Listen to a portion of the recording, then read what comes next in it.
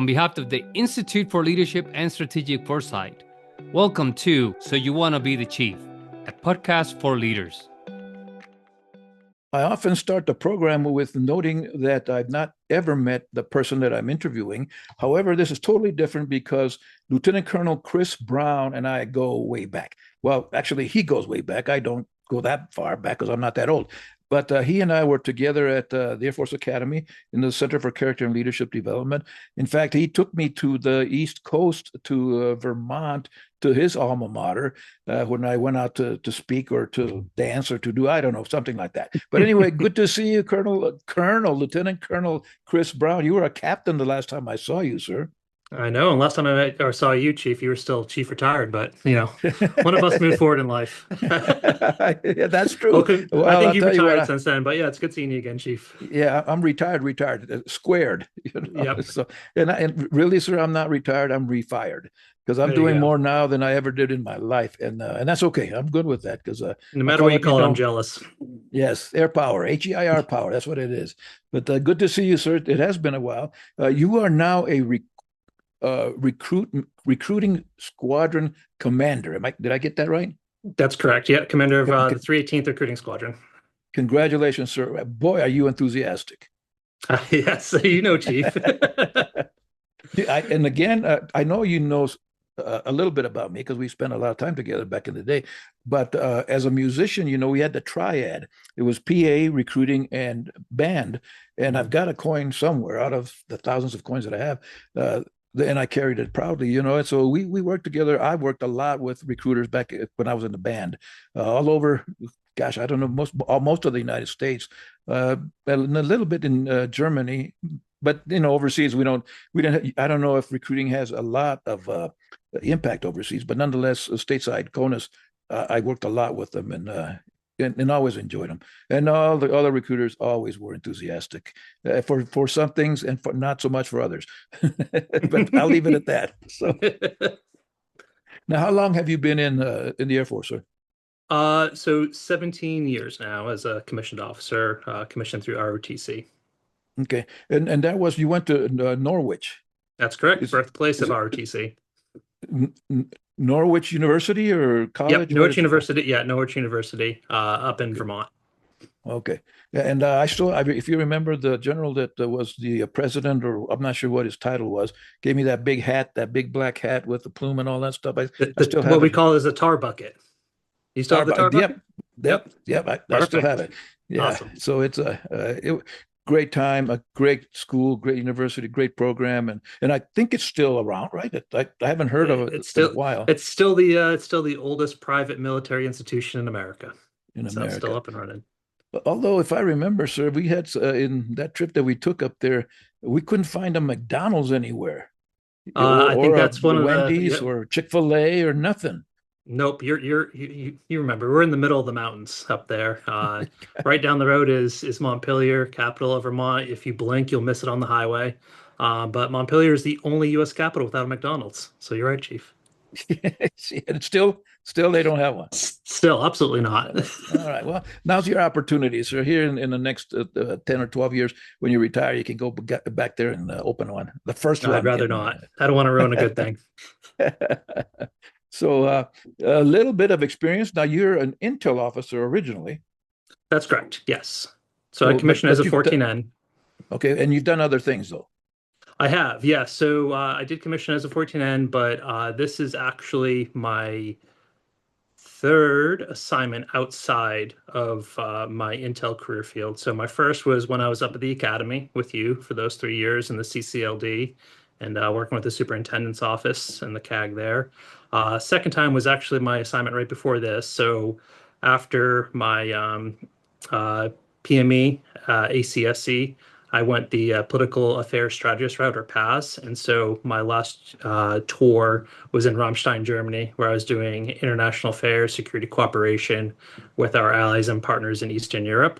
And this is my third assignment outside of the intel career field, where I'm doing commanding recruiting squadron, and the 318th specifically does officer sessions recruiting.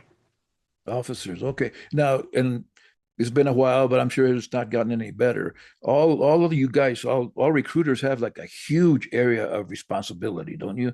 Yes. So our squadron in particular has an extremely large footprint. So my headquarters here is in just outside Harrisburg, Pennsylvania, capital of Pennsylvania. But I have 8 flights that are geographically dispersed across the Northeast. So our AOR goes from Michigan down to South Carolina up to Maine, and we also are responsible for recruiting out of Europe as well. And what I have is each one of my flights mirrors a footprint of that of an enlisted accessions or EA squadron. So I'll have one high-speed master sergeant, that's the flight chief of a flight of about on average 7 recruiters, and they'll have a multi-state AOR where they're going after recruiting those that want to join the Air Force as officers, whether it's in that non-rated or rated, want to be pilots, navs, or really what we're trying to get after is those health professionals, those nurses, those doctors, those dentists, so we can have a fit and ready force. Yeah, the ones that are making billions of dollars out there in the other world. So, uh, Yes. and how is that going, sir? Can you say are we doing okay with the assessors? We are doing well. So for on the line officer side of things, both on the Air Force and the Space Force, we just had huge numbers released today that are definitely shadow what we had last year and the years prior. And the health professional aspect of it continues to be a grind. We work really hard through the entire fiscal year. We can't call it a day until the last of the year to get those numbers so that we have those health professionals for our force. So Yeah, we're on our way there, but we're looking yeah. good for this year. Yeah. Now, I asked you to be on the show mainly because I hadn't seen you in so long, but you have a different perspective than a lot of people, a lot of officers, because the chiefs in particular, but the enlisted people. I mean, you've had a lot of enlisted people work for you, and you've had a few chiefs work for you. Although I think you told me that you don't have a chief right now because he retired or left, but you got one that we hope will make a chief, become a chief. Now, and I know I told you this way back in the day. You hang with the chief, and you'll get promoted. So the next time we talk, there may be some eagles on your shoulders, and maybe I hope another stripe on that senior master sergeant who is supporting you. So, I hope and so as the well for question her. that I'm sorry. I said I hope so for her as well. Yes. Yes, yes, and for you deserve it.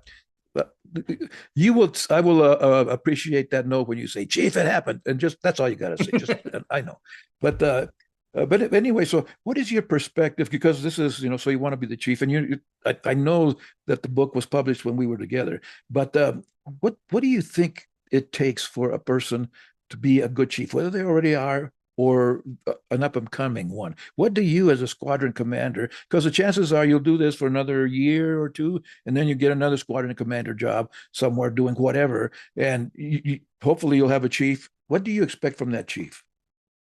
Sure thing. So I will have to admit, Chief, that after we spoke on Monday on this, I did go out and I read your book, so I have the Oh, answers. good, But good. yes, Well, okay. So the essay is due. The report is due next Friday. 500 pages, 33 citations, and you know how you were at the academy. You know what I'm talking about.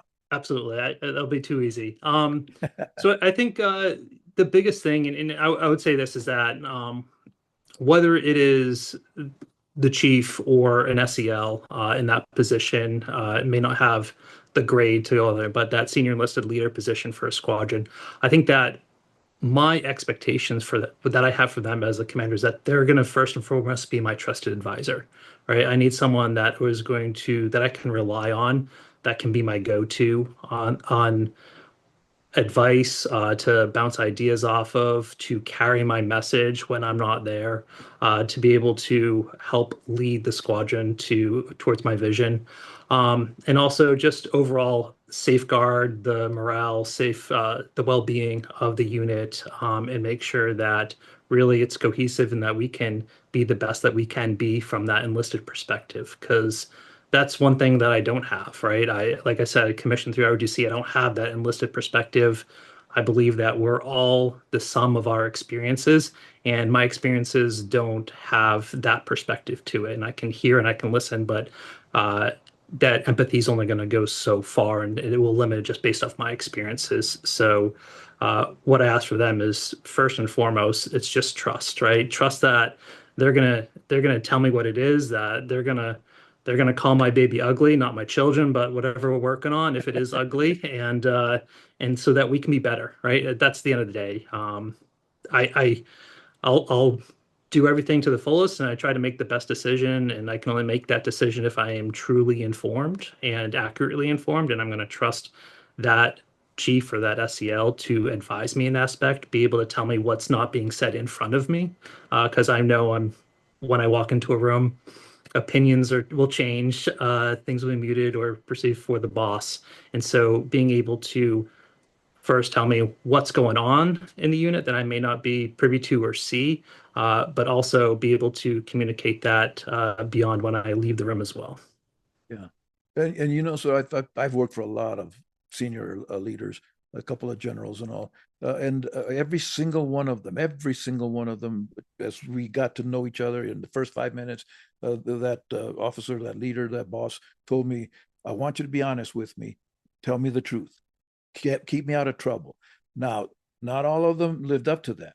Some of them, they all told me that, but when it was time, not so much. When I put on chief, I was ready to be a chief when I put on chief because I was trained by the chiefs at Maxwell Air Force Base.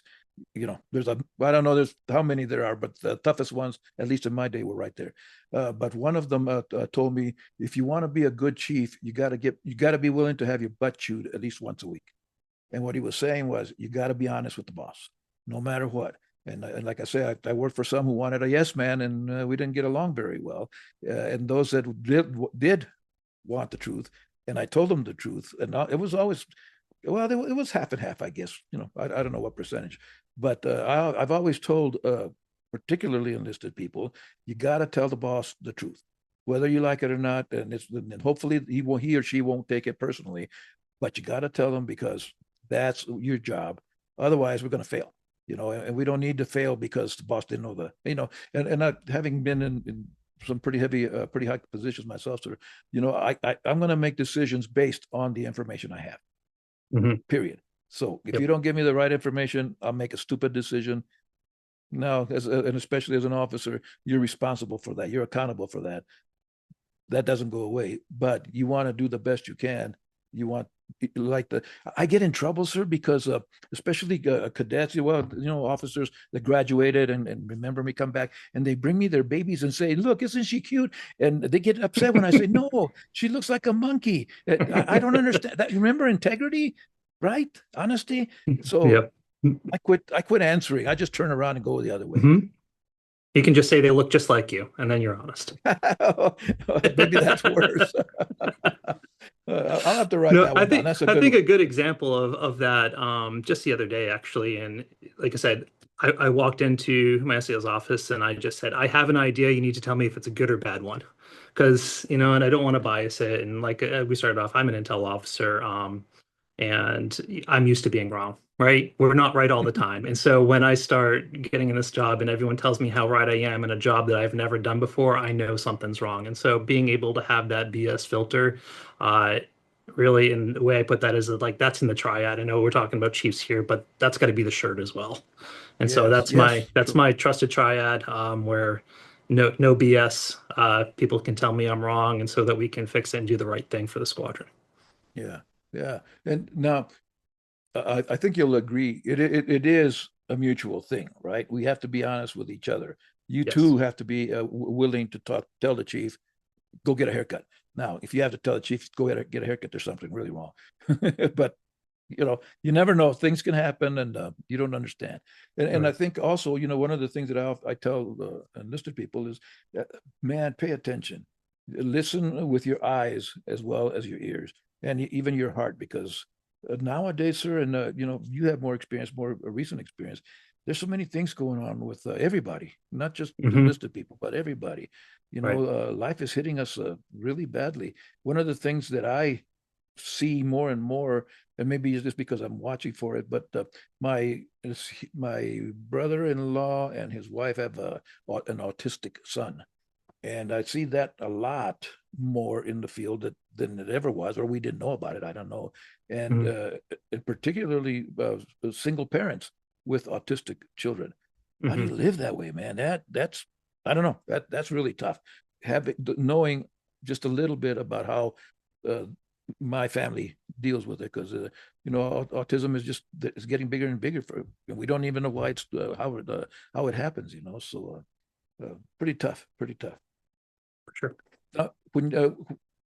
When you consider a person for coming into the Air Force, and obviously they're officers, what are you looking for that's similar to a chief? I mean, they're young, Sure. right? 20 years old, 24 years old. Yeah. I think for the most, we'll have the folks that have already graduated, they have their degree. But yeah, we're talking about those 21 to 25. There might be some older folks as well. And part of the process that we have here as a squadron commander is they'll work with their recruiter for putting together most of their package. But one element of that package is a squadron commander interview. So I don't speak to every single one. I don't have time to do that, but I get my fair share of them. And that's one aspect of the application process that the board considers. I'm not a make or break, but I do provide my input and my scoring as well. And some of the things that looking for is just their professionalism, right? Keep in mind, these are all civilians, but like, is there someone that has the foundation, that knows who they're talking to, that will be professional in that aspect? The other part of it is how well can they communicate? How well can they make their point? Are they just going to ramble and ramble on? And I'm wondering what's the point of their story here in answering my question? Or can they get to the point and still add a fair amount of detail? So I think that's a common for really any kind of leadership position. But towards the end of each of the interviews, I always like to open it up to them as well and say, well, that's the questions I have. With the remainder time that we do have scheduled, is there anything else you want to talk about, or if there's any questions that you have for me? And I'll get questions about career, process, all over the place. But one of the common ones is people are looking for advice as a new officer. And I think one of the biggest things that whether you are in any kind of senior leadership position or just in a leadership position in general, that rings true, is they'll be entering into a new job, right? I've never been a squadron commander here until I took the guide on. Most of the time, chiefs have never been in a chief role until they put on that stripe.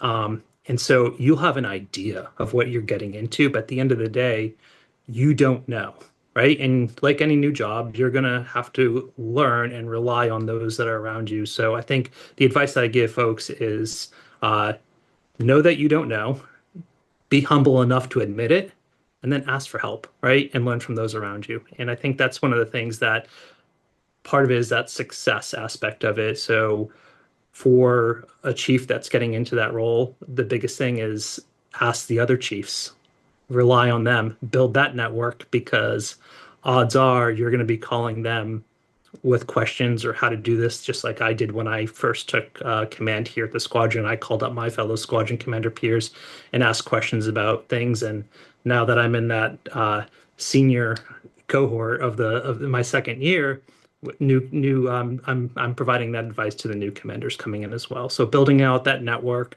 and being humble enough to know that you don't know, ask for that help so that you can learn and build out that network. And I think that's really the key to success, because if you try to fake it till you make it, you're probably not going to. Well, speaking of being honest with each other, please be honest with me, because I respect you a lot. You know that. We spent some time, your younger years, I'll say, together, learning about leadership and character and how we taught it and all of that stuff. But teaching it is one part. That was the functional part. The important part was that we were or not leaders of character, as we were trying to teach others to be leaders of character. And I always tell the senior folks to begin with, because that's who I usually talk to, is take that lieutenant under your wing. Teach him or her what they really need to do, and give them a copy of my book, and if nothing else, that'll get the conversation going. So, and I don't know, I didn't intentionally go out and every day say, oh, I got to go talk to Captain Brown and tell him how great he is or how much he sucks or whatever. But I hope that in our interaction, you learn a little bit more about enlisted people by me. I hope modeling it. I don't know, I look, I got no hair, and I can still fit in my uniform, so I'm still trying to do it. Now I'm not going to go shave it all like you do, but I didn't have much of a choice. I just helped it along. Yeah, but anyway, does that make sense? I hope that I did at least a little bit guide you enough that it made you. I mean, you made lieutenant colonel, you're going to make colonel, and you're going to be a wing commander and all that stuff. And I am going to take credit for it, sir, because when it happens, I'll put it all over social media. This is my guy, and he owes it all to me. And then you'll take me to Chick-fil-A because I think you still owe me lunch.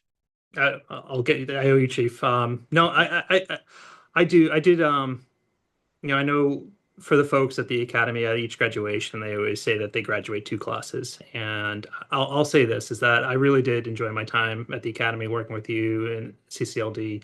And it's that kind of crawl, walk, run phase of leadership. And, leadership is a continuous journey. We're never there, right? It's always learning and always building. And I think that reading, discussions, professional development are a key part of it.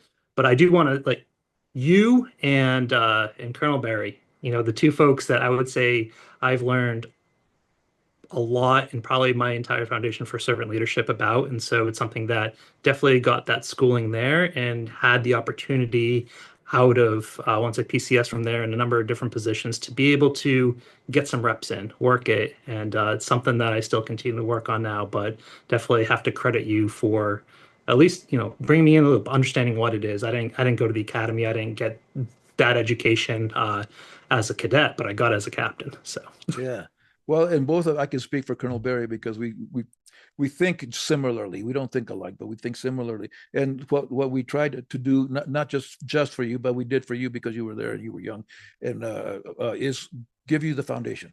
Because if you don't have the foundation, the rest doesn't matter. And I know you have that experience already that you know that. If you get the foundation and it's solid, then all of the world's going to change. It just did the last 5 minutes that we were talking. So you can adjust. And so that's what I know he and I tried to give all of the people that we worked with, particularly the officers that were part of the team. So we got about 5 minutes. What's the worst thing a chief can do? Not be there. I think, yeah, I think just not be there. If there's that chief that is chief in name only and never around, or when crisis happens and is missing, or just not there within that phone or arm reach to be able to talk something out or help an airman, I think that's the worst thing, where they're wearing the rank, they're holding the position, but they're not doing what it's there for. So I would say that's probably the worst thing. That's not illegal, immoral, or unethical. I can't remember if Colonel Sanders was our director when you were there. He was there when I first got there. Yes. Okay. Colonel Sanders, who's he's got a lot of experience with chiefs. In fact, he's going to be on the show in a couple of weeks. His dad is a retired senior master sergeant, and he was a squadron commander at BMTS with all those enlisted people. So he's got a lot of enlisted background. And I love that one day he told me, because, I got around USAFA a lot. And he said, Chief, no worries, because I know that if you're not in your office, you're out doing God's work. Okay. And when I say not, just to clarify, I mean, not just there for me. Yeah. Not there for me, but I mean, there for the unit, right? If they're not here in the office, they're out talking to the different recruiting offices. Great. They're there as far as I'm concerned. Yeah. And a lot of times I think spiritually, sir. And you know what? I know you went to Vector a few times, and I would tell the 4 degrees, the freshmen, if you need me, call 333-2000. That's the cops. No, I'm not going to give you my phone number, man. You'd be calling me for something. Should I wear underwear, Chief? Yes, wear underwear. But the cops will direct you to me if you call them and say, I need to talk to the ruggedly handsome chief. I still have the plaque is right behind me, sir. So I got the plaque. And if you got the plaque, you're it. So, but I recall one time going home, getting that phone call from 333-2000 pulling over, and the cops say that there's a cadet that needs to talk to you. And I said, okay, I'll patch him through. And that poor cadet, he says, Chief, my roommate just died. And 18, 19 years old, just keeled over, had a heart thing. I don't know, they didn't catch, and just died running, which I thought, wow. Afterwards, because when it happens, you don't think. You're trying to figure out, okay, what do I do? What do I do? And we got him to where he needed to go to talk to the people he needed to talk to. But I always thought, that's what a chief does. She is always there somehow. You need me, call me. I still get calls from people that's like, no one ever wants to invite me to Chick-fil-A though, sir. Can you work on that for me? I feel like you're getting after something. Next time out in the Springs, I owe you. Okay, all right. I'm trying to get it in there so I can get you on tape, and then I have some evidence that there you go. So. But anyway, I like that you say that, sir. Be there, Chiefs. Be there, even if it's not physically. Be there, and I think people feel they have that feeling that. Yesterday, my daughter and I do a lot of podcasting. At my next month, I'm going to write on this one. The worst, and you're a dad, so the worst answer to how are you doing is, or are you okay, is no. And your kids are little; they're what, 5, 6 years old or something like that. So not yet, but give it 10 years. And when you call your son and you ask, "Are you okay?" and he says no, oh crap! Like you wonder how many thoughts can go through your brain. 15,633, because that's what happened yesterday. What could it be? And her car, the battery went out. So okay, just go buy another battery. But you never think. You never know. You never know nowadays. But I thought after it happened, after I quieted down, my blood pressure went back down. I thought, the good thing is that she knows to call me. And the same thing, I think, and I think you'll agree, and I think to some degree you're saying that when we know that the chief is around, whether he's here or she is physically or not, we know we can reach him. We're good. And commanders are the same way too, sir. I remember, it was Greg Tate with us when you were? Yes, Chappie, yeah. Yes. I remember one time, because he's a retired chaplain, of course, and we were walking around. We used to take our walks at 10 and at 2. And I was asked, it came to mind, I said, Chappie, where do chaplains go when they need advice? We go to you guys, and where do you go? And he blew my mind, because he says, you. I said, what? I've got you, Chief. You're my advisor. I said, oh, crap. Immediately now there's that many thoughts again. What have I said? Have I guided this chaplain the wrong direction? Am I going to hell? But anyway, same thing with commanders, sir. You know that we and I'm not sure that I don't know that you get this anywhere. Now I'm telling you, and I know you know it because I trained you. But being there is critical. Not looking over your shoulder. What is it? What do they call it? Micromanagement. Micromanagement. Yeah, you don't need to do that. But hey, if I need something, the chief. Who does the chief talk to? Other chiefs. You mentioned it. But also my boss. I can talk to my boss. Hey, sir, I need to talk to you. Something's up. Right. And that when you have, and you know that, sir, when you have that relationship, I think you have that with your senior master sergeant, based on our discussion the other day, that she can come in and say, hey, boss, I got to tell you, this happened, or this is going to happen, or this is happening. And, and that's, you mentioned it, trust.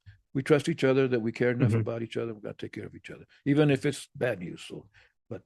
So what are your plans, sir? You have plans? I mean, you're going to do what the Air Force says, pretty much. Right? It's exciting. So I am on the summer 27 VML, and the job list just dropped yesterday. What is VML? What is the VML? vulnerable move list? Sorry, the vulnerable move list. So yes, I'm set to PCS summer 27. If everything stays on track, I'll hand off my command to whoever's lucky enough to get picked up for this over the next year. And then I don't know, my wife and I, Emily, were just sat on the couch last night scrolling through all the options and jobs that are available and daydreaming about what's next. So I will answer that honestly and say I don't know. Yeah. Well, I don't know. I've been like within hours of knowing what my assignment was. Literally. While I had movers in my house packing me up to PCS, I didn't know where I was going. They kept asking me, where are we sending this stuff? Hold on, let me call. I don't know. Right. Yeah. No kidding. I'll share that with you when we have Chick-fil-A. But well, and the good thing, sir, and I now I'm just bragging, but the good thing is that I know you're going to succeed wherever you go. And I I appreciate knew that that confidence, Chief. the day I met you, sir. I said, hey, that's a good man. That captain is a good man. But so the best of luck in whatever you do, and I'll be looking for that. Are you up for 06 this coming cycle? I have a couple of years ahead of me, so. Well, years. Yes. You know, and okay, now I really am bragging. I'm amazed. I think there are at least six, maybe more, folks, former students on that list last week. That's And awesome. That's so cool. Yeah, you know, my right arm is longer than my left arm because I'm patting myself on the back. But those are my students, and like I said, I take credit for your success, guys, all of it. So even if I don't even know you, it doesn't matter. So so anyway, sir, thank you so much for taking the time to be with me. Best of luck in everything, and keep being enthusiastic. Okay. I appreciate that, Chief. Thank you very much for your time, the opportunity to speak here, and it was great to hear from you and see you again. Well, God bless you, sir. Have a good one. Thank you for listening. We hope that you've gained something from this episode that will empower you to become a more effective leader. If you'd like to connect with us, please do so via our website at leadershipandforesight.org. The book So You Want to Be the Chief is available on Amazon.com and on Apple Books. This podcast is powered by the Institute for Leadership and Strategic Foresight.